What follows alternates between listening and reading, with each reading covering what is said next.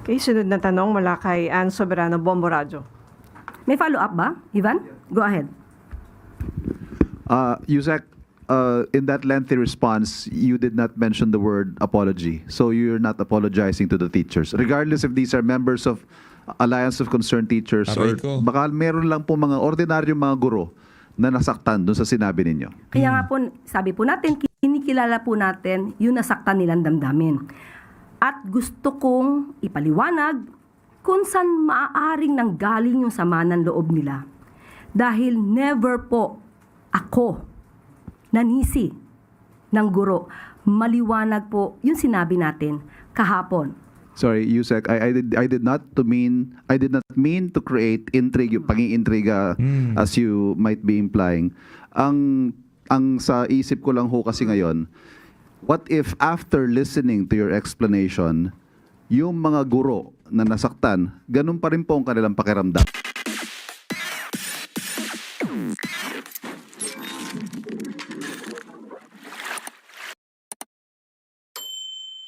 Ano na naman ba to, Auntie Claire?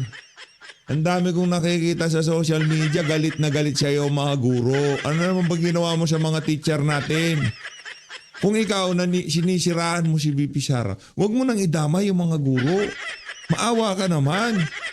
Hindi na nga nila malaman kung paano nila ituturo yung kanilang mga lesson sa mga estudyante nila dahil laging walang pasok. Gagawa ka pa ng issue na kagaya nito. Ito na ho mga kababayan, isa sa pinaka-aabangan ng ating mga kababayan sa social media, ang pagpapaliwanag nitong si Auntie Claire kaugnay dun sa kanya mga statement, kaugnay sa mga guro. Ang dami hong higa nga, tumaas ang kilay dun sa statement niya kahapon. Ano tayo kay Auntie Claire? At maaari na po akong tumanggap ng inyong mga katanungan.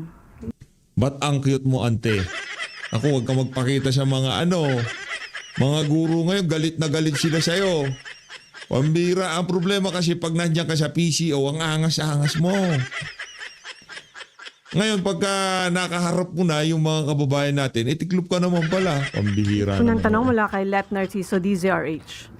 Good morning, Yusek. Ma'am, isinusulong po ng DepEd ang school level class resumption pagkatapos ng sakuna o ng masamang panahon para daw maiwasan ang learning loss. Naiparating na po ba ito sa Pangulo and what is his thought on this? Sang-ayon po ba siya?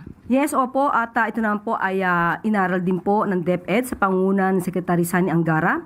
At muli babanggitin ko kung bakit ito ay ang proposal po ng DepEd. Ayon sa DepEd, mas gusto po nila magkaroon ng flexible at nakabase sa actual situation ng bawat school at community. Hindi yung automatic na pare-pareho ang suspension sa buong province, city or municipality. Magkakaiba kasi ang geography, risk at conditions sa bawat lugar. Kung safe, pwedeng mag-resume. Kung hindi safe, suspended. Pero hindi ibig sabihin nito na kanya-kanya ang schools. Mahalaga ang coordination at shared responsibility with the LGUs kasama ang clear safety assessment, timely communication at accountability bago magdesisyon. So ito po ay palalawigin ni Secretary Sani Angara at pag-uusapan ito sa mga eskwelahan para alam nila kung paano magbigay ng ulat kapag mayroong masamang panahon. How about yung executive order po? Maglalabas po ba si Presidente? Ito po ay sakop naman po ng DepEd. So, nasa pangunguna na po ni Secretary Sani Angara kung ano po ang ipapatupad niya patungkol po dito sa kalagayan ng panahon pagdating po sa mga ating mga estudyante. Adjustment po sa school calendar na pag-uusapan ba ito? Sa ngayon ay wala pa po na ipapabatid sa atin si Secretary Sani Angara dahil kapabago pa lang ng schedule. Dati ay September ang ating schedule na start ng classes dahil ito na nga naging problema dati, tag-ulan. Pero nung nagkaroon naman ng tag-init, sobrang init, so binalik ulit sa June. So ito pa rin ulit yung issue natin. How about make-up classes po? Kasi ilang araw na pong walang klase yung mga estudyante. Nakikita niyo po ba yung pangailangan para dito? Okay, ang gusto po ng DepEd, ang utos po dito yung alternatibong pamamaraan at hindi po sinususpend talaga yung classes. So siguro magkakaproblema lamang kung sobrang lakas ng ulan sa mga lugar na walang signal, medyo may issue po doon. Pero sa ngayon po ay hindi po nais ng DepEd na isuspindi yung klase dahil kung meron naman pong pagkakataon na magamit ang online classes, mas pinupursige po nila na ito ang gamitin. Okay. Sunod na tanong mula kay Allen Limos, The Manila Times. Good morning, Yusek. I would like to get your statement lang po on yesterday's comment po of the Alliance of Concerned Teachers saying that your statement yesterday regarding the Ateneo de Zamboanga incident to teachers was reckless and insulting daw po. Ano Nako. reaction niyo po dun? Okay, Kaya pala nagalit yung mga teacher dito kay ano. Anong reckless? Nung kami bata, palo nung reckless ito, ganito, papaluin to ng kamay mo, di ba, ganun. Tapos, ano pa, pag medyo mahaba buhok mo, puputulin yung buhok mo, walang barbero noon. Nung reckless. Napagalitan lang, reckless ang agad. Ikaw talaga, Auntie Claire. Yan problema, kinukonsinti mo yung mga kalokohan ng mga bata na to gusto lang po natin ipaliwanag at mukhang nagkakaroon po ng misconception, misinterpretation, misunderstanding sa ating nabanggit kahapon. Unang-una ay wala po tayong sinisisi na mga guro. Ito ay pagpapaalala sa ating mga kagalang-galang na mga guro kung ano po ang kanilang malaking role bilang tagahubog ng magandang kaugalian, Nako. lalong-lalo na sa mga kabataan. Nako. Ang ating pong sinabi ay ito po. Dapat na ang mga kabataan natin ay naggagabayan. Hindi lamang ng kanilang mga magulang, kundi sa kanila mismong paaralan. Tama naman po yun. At wala itong pagsisinungaling. At ito rin po ang ating nabanggit. Minsan na pong nakita, mismo ang ibang guro ay lumalabag sa itong klase ng moralidad. Sila minsan ay nagtuturo sa kanilang mga estudyante kung paano maging walang modo, lalong-lalo na sa mga nakakatanda o sa ibang tao. Hindi yung ganun, Auntie Claire. Kahit paano nyo paikot-ikutin.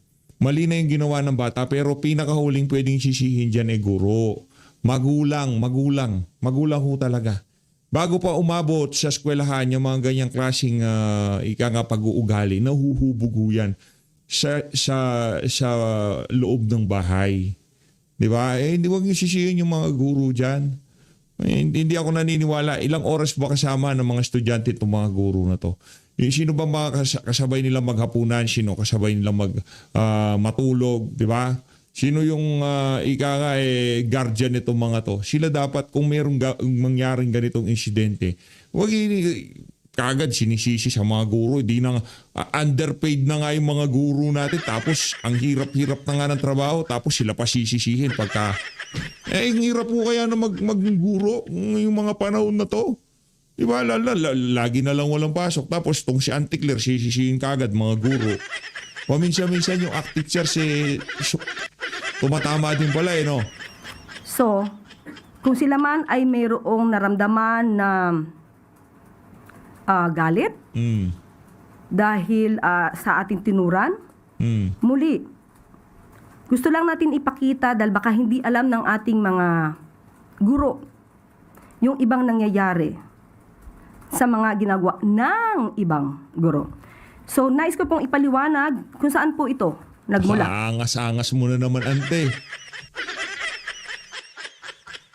Para sa mga act teacher party list pag nakita niyo si ante, habulin niyo siya, magpa-autograph kayo sa kanya. Para hindi po sila maiba ang kanilang pananaw sa ating sinabi. Dahil gusto ko rin po namang mapatunayan na itong ating sinabi ay naaayon din po sa mga naimbestigahan. Ito po ay isa lamang sa mga nakita natin. At ito naman ay nabalita na rin po.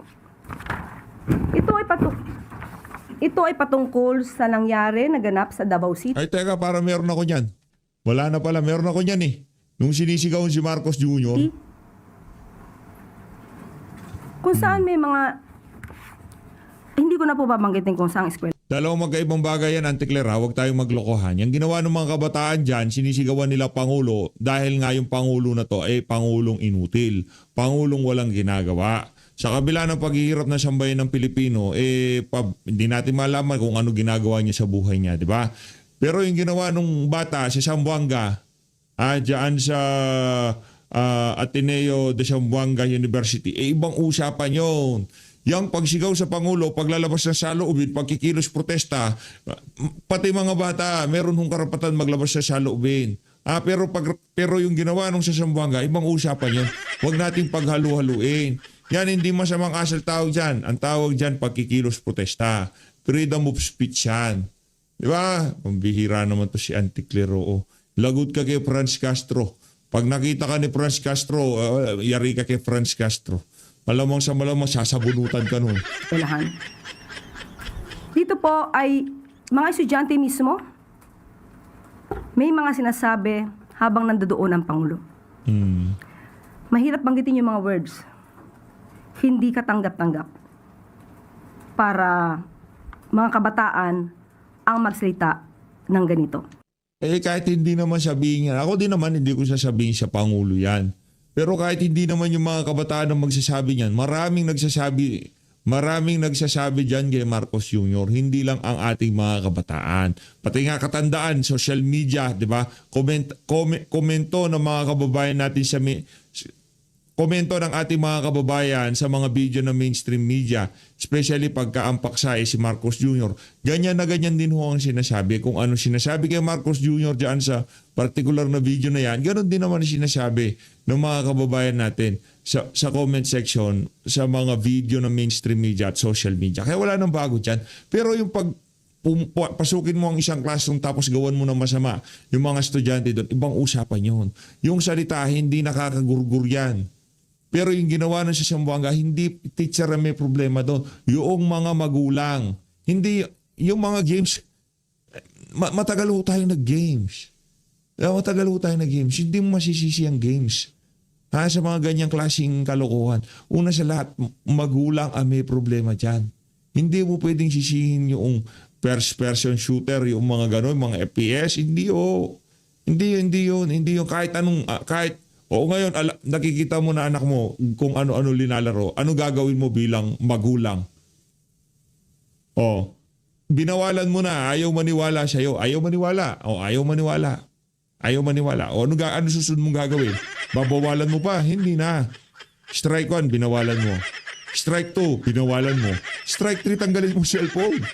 Ganon kasimple, ante. Kaya yung mga teacher, wag mo sisihin dyan dahil ako makakalaban mo dyan. Dami ko nga, yung teacher di ko kakampihan ha. Kakampi ko yung mga teacher na talagang hindi makakaliwa. So, ibibigay ko na lang siguro sa inyo kung ano yung mga sinabi nila. Yung isa nag-start sa letter B, yung isa nag-start sa letter Y. B, bangag. Y, yummy. Yung isa nag-start sa letter M. M, mangag. Mangag, B, bangag eh. Meron daw B, yung M. Mangag yun. And H. H.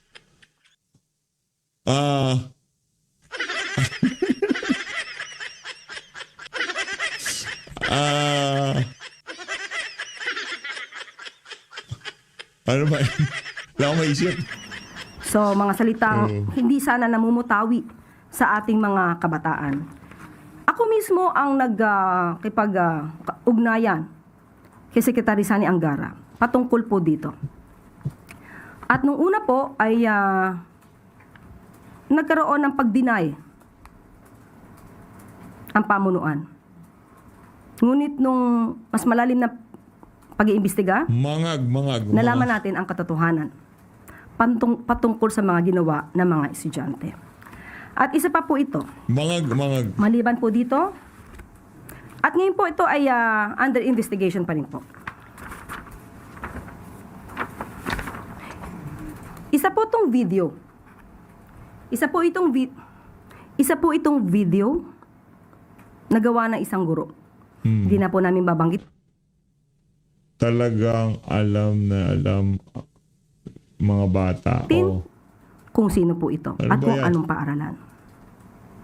Dito po, mismong estudyante niya ang tinuruan niya ng mga salitang mapang-insulto.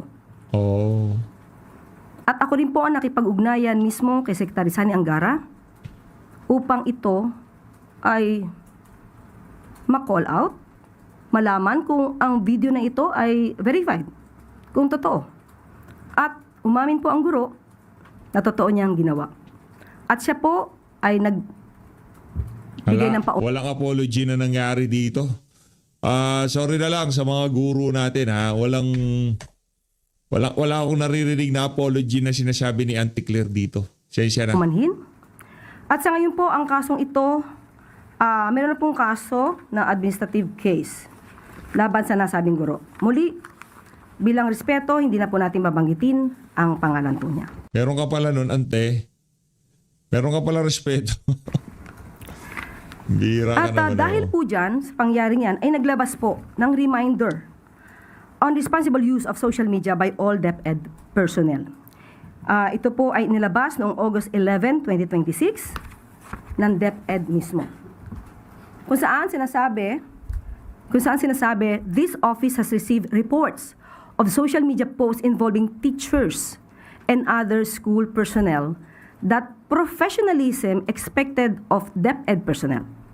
So may mga lumabag po sa mga tamang kaugalian na nakikita ng kanila mismo mga estudyante. So nauunawaan po natin kung saan po nanggagaling ang ating mga guro, pero wag po nila sanang masamain kung atin lamang nire-remind at pinapaalalahanan na muli na napakalaki po ng inyong role bilang pangalawang magulang sa ating mga kabataan at hindi ko po kailanman hindi bibigyang galang ang mga guro. Hindi. Napakatinding kabastusan ng mga ginawa mo, Ante. Dahil ang aking ina, hindi pa po ako pinapanganak, ay isang public school teacher sa Malolos Marcelo H. Del Pilar High School. Hanggang siya ay namayapa, nanatili po siyang guro. So muli, nais lamang po nating ipakita sa mga guro na hindi po kayo lahat, hindi po kayo sinisisi. Ito ay pagpapaalala. At sa mga ganito po, kung meron po kayo nakikitang mga inyong mga kasamahan na maaaring lumalabag sa alintuntunin para sa mas magandang pagtuturo sa ating mga kabataan, ay kayo na po rin ang tumulong sa ating pamahalaan. At ito rin po ay makakatulong sa ating mga kabataan. Hindi po natin to pwedeng hindi isa mga paaralan. So sa ganito po ay nais po nating sabihin sa ating mga guro, napakalaki po ng inyong mga katungkulan para sa paghubog na magandang kaugalian, magandang asal or magandang attitude sa ating mga kabataan. Baka may mag-comment dyan, ha? Baka hindi naturo, baka hindi nag-aral si Auntie Claire. Abogada ho yan. O bakit tatanungin noon, bakit wala siyang attitude? Marami ho siya noon. Magandang asal doon nga lang naubusan. At Magandang attitude. sa ACT Teachers Party List, hindi po ito paninisi. Sana ilagay po natin sa tamang konteksto ang aking sinabi. Hindi ito pag-atake sa mga guro. So, simple lamang po, ang ating mga guro, maaari po nating turuan ang ating mga estudyante kung paano magbigay ng tamang pagpapahayag. Kung meron silang sasabihin against the government, karapatan po yan. Pero iba po ang pagtuturo ng freedom of expression at iba rin po ang pagtuturo kung paano ito isasagawa nang walang pang-iinsulto at walang pakita ng maling pag-uugali. So kahit sino po ang ating maging presidente, ito pong aral nito ay dapat na manatili sa atin. So siguro tanungin na lang po natin ang ACT Party or ACT Teachers Party List. Sa ganitong naipakita natin na nangyari na mga paglabag ng ibang mga guro, hindi po lahat, hindi ko never kung sinabi na lahat. Ano po ba kaya ang nagawa nila para mas maiangat natin ang tamang kaugalian? Ante Claire, ha? 19 minutes na tayo dito. 19 minutes na tayo, wala pa rin apology na ako naririnig sa'yo. Doon sa mga nasaktan, pasensya na ho.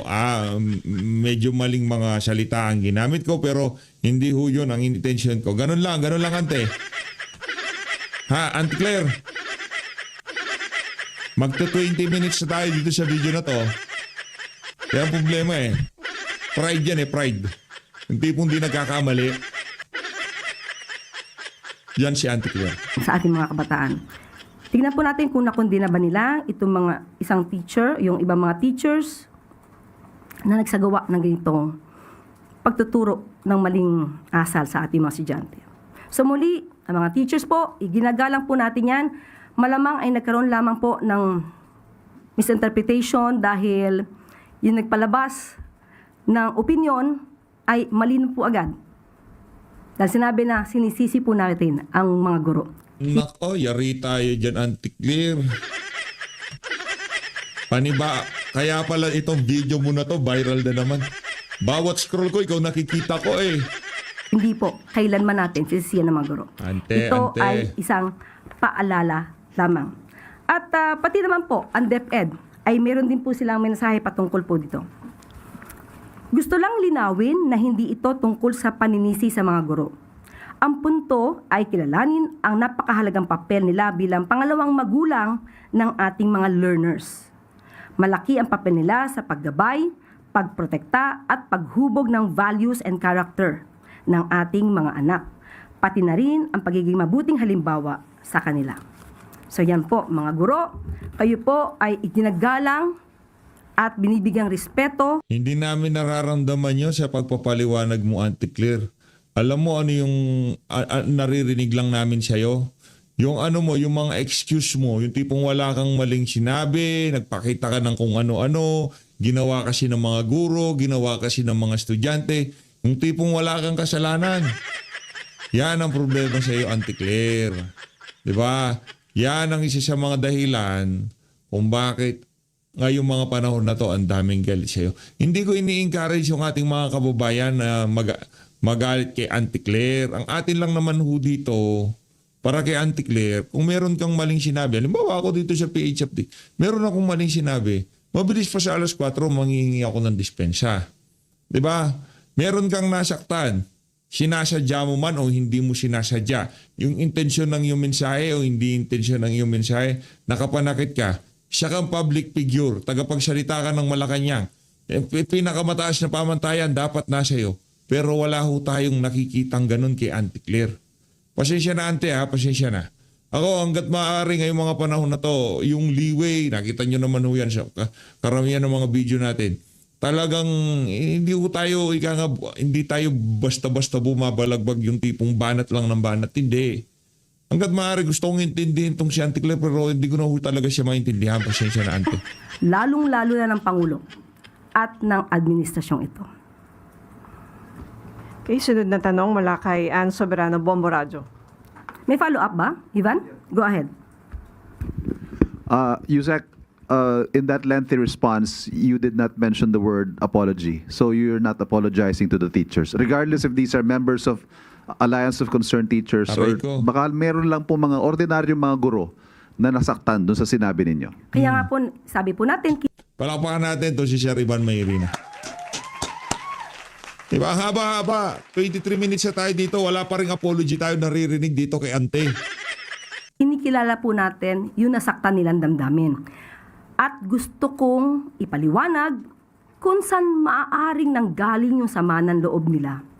Dahil never po ako nanisi ng guro. Maliwanag po yung sinabi natin kahapon. So sa mga nagdaramdam, ito po ang maliwanag na, ito po ang aking ipinaliwanag sa inyo para po maibsan yung inyong sama ng loob kung meron man po. Kasi dapat ilagay lang po natin sa tamang konteksto yung nangyari. So no apologies, Yusek. Ivan, hindi tayo pwede dito magkaroon ng, sorry for the word.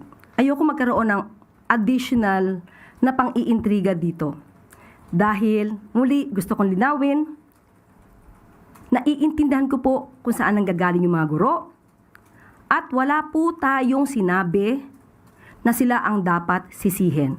Ipinapakita lamang po natin kung gaano kalaki yung kanilang role bilang pangalawang magulang sa ating mga kabataan. So ngayon, ipinakita ko kung bakit yun yung nasabi natin dahil totoo naman na mayroong mga guro na hindi nagsilbing maganda or modelo sa ating mga kabataan. Kaya hinihimo ko po ang ating mga kagalang-galang na guro na magtulong-tulungan po tayo kung meron din po kayo nakikita mga ganitong klase mga nangyayari sa kapwa nyo guro. Paalalahanan po natin na kayo po ay tinitingala bilang tagapagturo ng magandang kaugalian sa ating mga kabataan. Sorry, Yusek, I did not mean to create intrigue, pang-iintriga as you might be implying. Ang sa isip ko lang ho kasi ngayon, what if after listening to your explanation, yung mga guro na nasaktan, ganun pa rin po ang kanilang pakiramdam? Yan.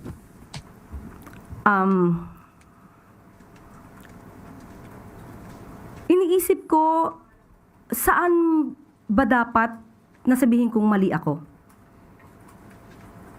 Sa ngayon po, saan iniisip ko dahil maliwanag yung aking pagkakasabi, nagkaroon lang Narcissist no? Yung tipong walang ginagawang mali, siya lang lagi tama. Ano yan?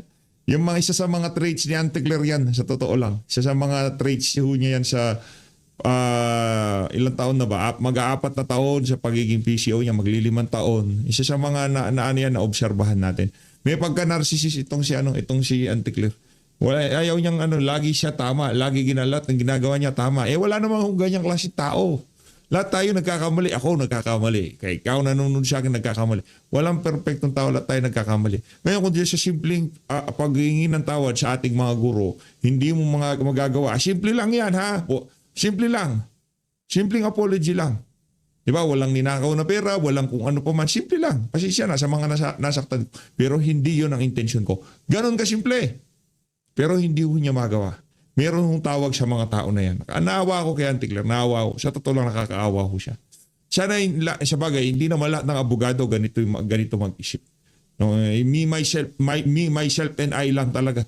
Walang ibang magaling, walang ginawang mali. Lahat ng ginagawa ay tama. Auntie Claire ho yan. na maling konteksto nung sinabi ng ACT Party List or ACT Teachers na sinisisi ko ang mga guro. Wala po akong sinabi na sila ang may kasalanan. Kahit ulit-ulitin po nila yung ating sinabi, yan po ay pagpapaalala lamang na sila po ay mga iginagalang na guro na maghuhubog ng tamang kaugalian sa ating mga kabataan. So, siguro po ang dapat na magbigay ng paumanhin ay yung bigay ng maling konteksto sa ating sinabi. Nako? Dahil marami nagsasabi na walang guro na nagturo ng mali. Ipinakita ko po sa inyo ngayon ang mga guro na nagkaroon ng pagkakamali at yan din ang ayaw nating pamarisan pa ng iba pa nating mga kababayan. Okay. Ann Soberano. Yusek, good afternoon. Yusek, I just want to get the reaction ng Palasyo regarding po sa dalawang insidente ng pamamaril, no?